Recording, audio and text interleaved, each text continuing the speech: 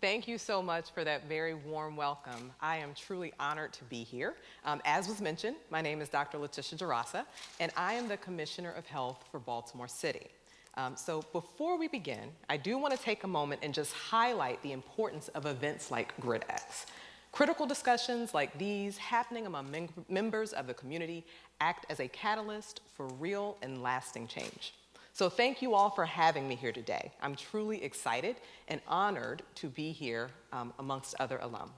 By being here today, you yourself are demonstrating a commitment to learning, which as I'm sure you all recognize is a collaborative effort. Coming together to solve the problems that exist in the natural world is truly the foundation on which UMBC is built, and I would know because I was a student here.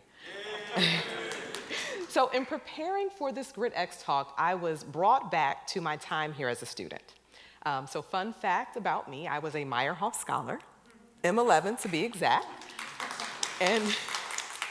And during my time, I was also a bio major. So very proud of being a biology major while I was here.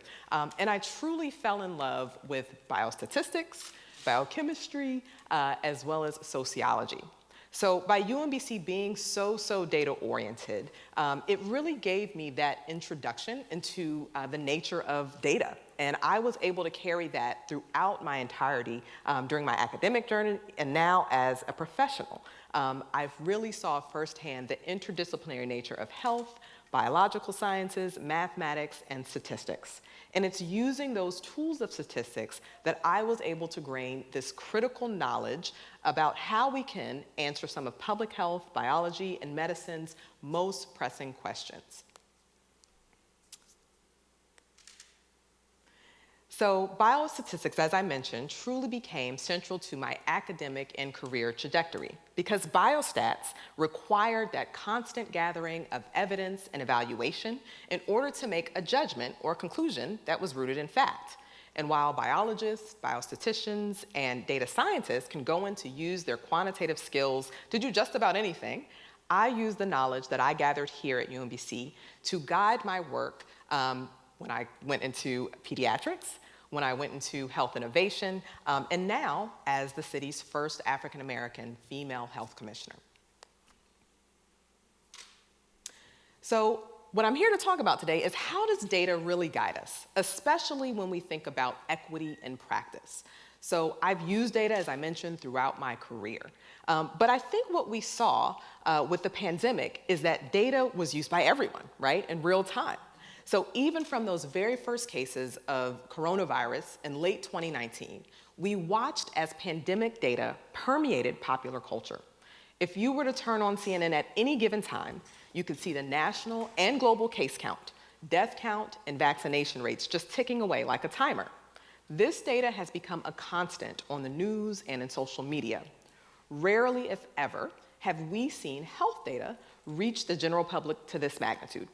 And because of this, I believe that at local public health leadership, we had a heightened responsibility to communicate and interpret these figures to our respective community.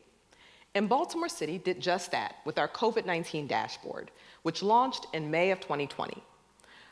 The orientation of our dashboard allowed us to really first identify concerns and trends in the data and then act, which at its very core is the nature of evidence-based learning and decision-making.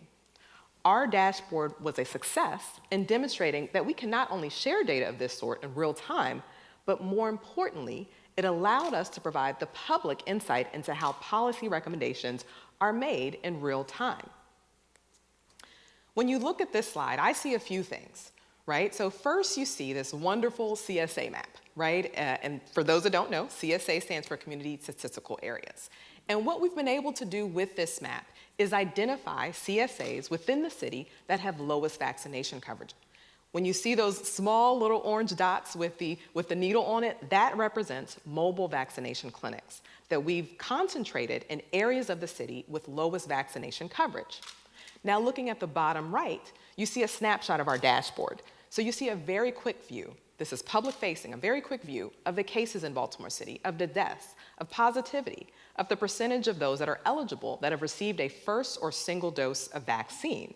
You also see where we are in terms of COVID transmission compared to what the CDC has said.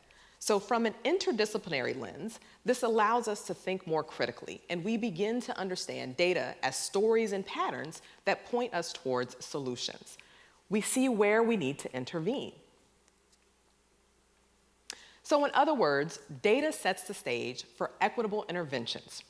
After identifying a pattern of disparate outcomes, we begin to tailor our response to drive improved outcomes for the community that we serve. As I mentioned, our surveillance data was integral in driving our planning for both testing and vaccination clinics. One early example of this in the pandemic was in April of 2020. We begin to see high case rates in the 21224 zip code of Baltimore City. Now, for those that don't know, that has a very largely Latinx population. And so what we saw was that there was a significant need for testing for this community. And then when we got there and actually began testing, we also saw that there was a need for other support services. So we were able to partner with other like-minded community-based organizations to ensure that this community not just had access to testing, but also had access to food and groceries and money so that individuals that were key breadwinners for their family could safely stay home and isolate and quarantine while their family would still be provided for. We subsequently had other clinical partners come in and provide additional services within this zip code. And I think that was extremely important for that part of the city at the time. That's continued for us throughout the pandemic. So even now, we established something called our value ambassadors.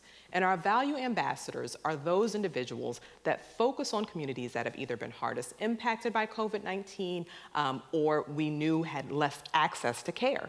We've got 10 value ambassadors in partnership with Morgan State University, to be exact. And they include communities like our young men of color, our Latinx community, or those living with disabilities. So the pandemic, again, allowed us to showcase how we in public health translate data into policy change, meaningful stakeholder engagement, and subsequent action plans. But most importantly, in using that data, it also allowed us to work closely with the community. So we say that we're data-driven and community-informed. It's not enough to have the data.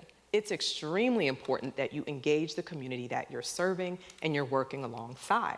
So even when we go into areas of the city that have high needs, we're constantly having conversations with members of the community, one, to try to explain the data in a way that they understand, but also to understand what their need is. And that could be different for every community. So it really is critical that we tailor our needs to, again, address the needs of the community. So again, the COVID-19 pandemic allowed us to use data, but it also further illuminated health and healthcare disparities in communities across the US. We need to continue to be data-driven and community-informed. We know that patterns and disparities need to continue to be investigated, interventions need to continue to be tailored, and priorities need to continue to be aligned with the needs of the community, all to advance health equity. And that all starts with you all here today.